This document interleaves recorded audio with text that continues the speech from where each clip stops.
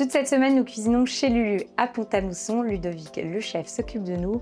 On va réaliser la deuxième recette de cette semaine, donc une entrée froide à base d'aubergines. Aubergine, on va être sur une entrée végétarienne, ça s'appelle un baba ganoush. D'accord, ok, je ne connais pas.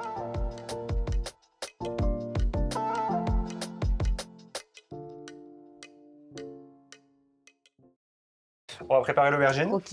Donc nettoyer ce qui n'est pas forcément mangeable. Voilà, donc on retire toujours les deux extrémités, oui. moi. L'aubergine, donc là on est sur une assez grosse dessus. Sur une aubergine comme ça, on peut faire 4 personnes dessus directement. Là on va le faire pour 2.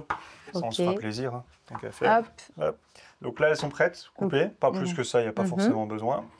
J'avais déjà fait chauffer une petite poêle. D'accord. On met une bonne huile d'olive dedans. Oui, alors c'est vrai que l'aubergine, ça reste un ingrédient, en tout cas un légume. Il y a beaucoup besoin d'huile d'olive, ça absorbe pas mal. C'est ça. Du thym. D'accord. On fait pousser sur notre terrasse en haut. Hop.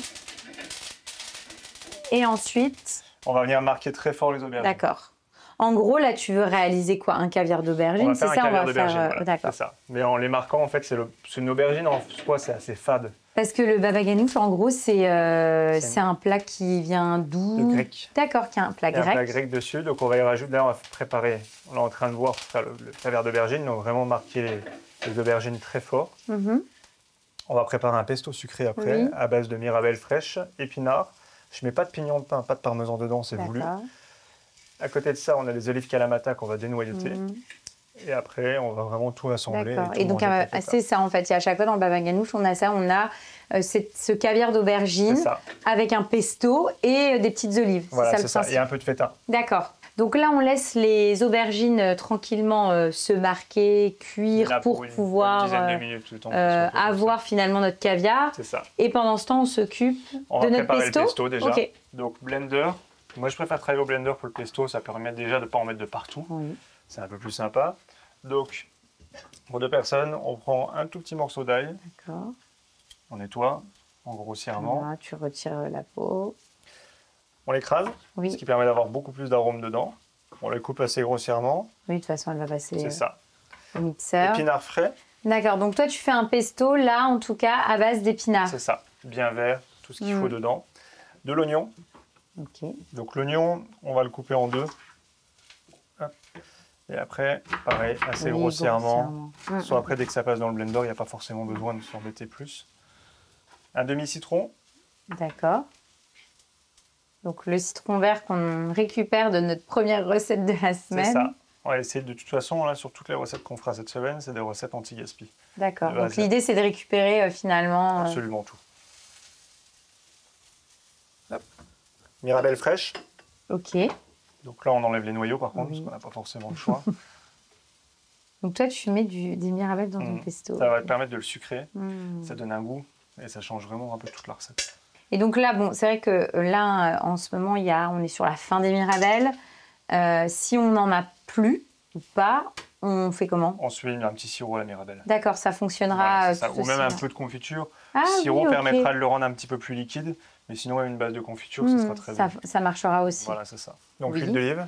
Effectivement, c'est ce qui va donner le goût à tout. Hein. Voilà, le goût et puis la texture pesto. Voilà, la texture, tout ce qu'il faut dedans. Une base de sel de Guérand. Là, on peut y aller. Une petite poignée assez sympa. Du poivre.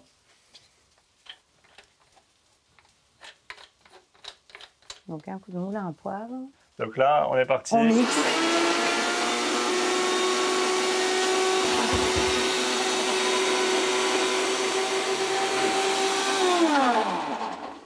Donc là, on est pas mal? Ouais, on est pas mal, là, on est bon. D'accord, donc c'est rapide. Et donc on va les récupérer et on va le mixer donc, pour faire notre caviar d'aubergine. Vu que vous allez tailler assez grossièrement, on va les remettre sur la planche, on va venir les retailler. Là, ce qu'on peut faire, c'est qu'il y a encore les petits morceaux de thym, on va les remettre tu dedans. le gardes pour vraiment avoir tout le goût. C'est ça, le goût, il est dans la poêle de toute façon. C'est vrai. Donc là, je vais venir retailler assez grossièrement. D'accord.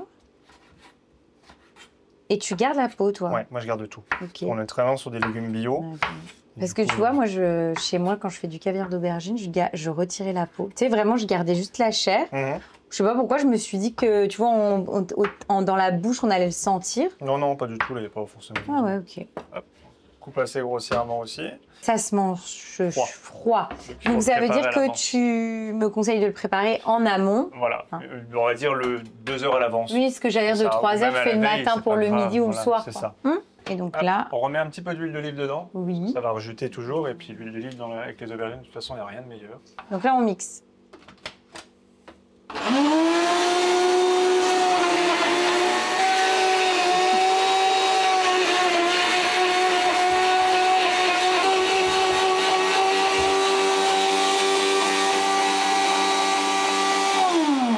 Donc là, on est sur un mixeur shaker. C'est ça, c'est pour vraiment envoyer un petit peu sur les côtés. Là, il est bon, on n'a plus qu'à le mettre au frais. Ok, on débarrasse et nous, on va utiliser celui que tu as préparé avant. Voilà. Donc 2 bols. Oui. Une cuillère, forcément pour le dressage. Donc toi, là, au restaurant, tu le proposes en entrée? En entrée. D'accord. En entrée de saison et ça marche vraiment très très bien. Les gens, ils adorent ça. C'est frais. C'est ça, c'est frais. Cette saison, oui. Là surtout que là, on est un peu sur l'été encore un peu indien. Il fait encore un petit peu chaud. Donc on en profite.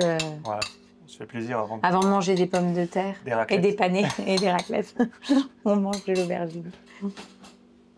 Alors, on est parti là-dessus. Ok. Là, on va y rajouter la feta que j'avais au-dessus avant. Donc, on prend. Il faut une bonne feta par contre dessus. Les olives Kalamata, on divise en 2. D'accord. Top. On va reprendre l'huile d'olive qu'on avait utilisée pour la cuisson. Trait d'huile d'olive. Et pareil, une bonne huile d'olive. Voilà. On prend notre pesto sucré. Oui. Et ensuite, hop, parsème. Ok. Et après, vraiment pour se faire plaisir, pour vraiment manger un peu gustativement, on prend une tranche de pain de campagne. D'accord. On prend une gousse d'ail. On vient frotter dessus. Ok. Je la fais pas gratiner exprès. Oui. Parce qu'après, c'est vraiment le but que ça reste bien moelleux comme il faut. Et finalement, on va utiliser le pain pour aller récupérer. C'est ça, avec une cuillère, on se mange ça avec une cuillère à côté. Hop. Un petit coup de sel, un petit coup de poivre, on sera bon. Ok, super.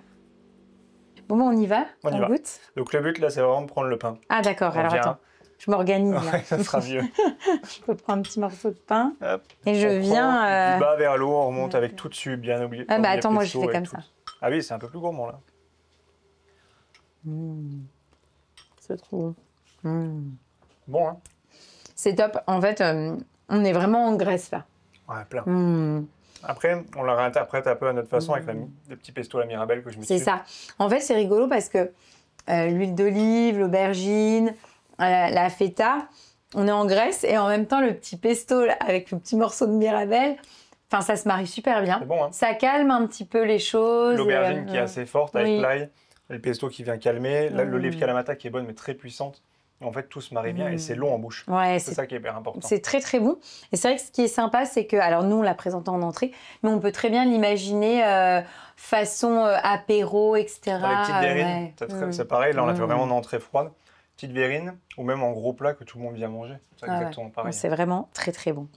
Je vous recommande de tester cette recette-là. Voilà, fin d'été pour prolonger encore les beaux jours. C'est vraiment la recette parfaite. Ensuite, on va faire une entrée chaude, c'est ça? On fait quoi? Alors, on est sur un petit crémeux de camembert au fuseau lorrain.